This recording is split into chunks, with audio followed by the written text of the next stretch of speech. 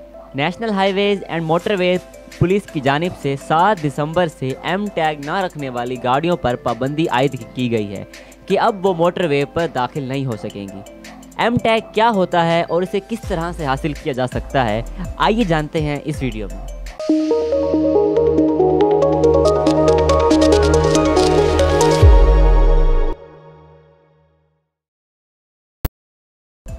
बिलाशुबा motorway इस वक्त पाकिस्तान का सबसे बेहतरीन रास्ता है।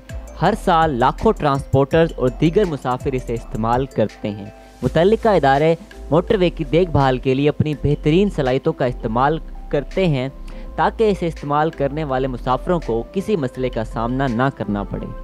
और अब फ्रंट वर्क्स ऑर्गेनाइजेशन बिल्कुल नई एम टैग सहूलत मुतारिफ करवाई है जो पुराने ई टैग ऑप्शन की जगह ले चुकी है, जिसे नादरा चलाता है। एम टैग एक चिप है जो गाड़ी की विंड स्क्रीन पर चिपका होती है।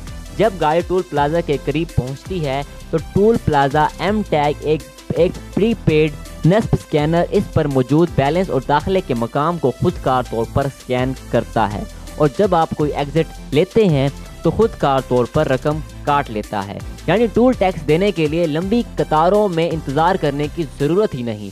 ये निज़ाम दुबई समेत मुख्तलिफ ममालिक में इस्तेमाल किया जा रहा है। ये बात काबिल ज़िक्र है कि कोई शख्स अपने एम टैग में अपनी ज़रूरत के मुताबिक जितना चाहे चार्ज ले सकता है।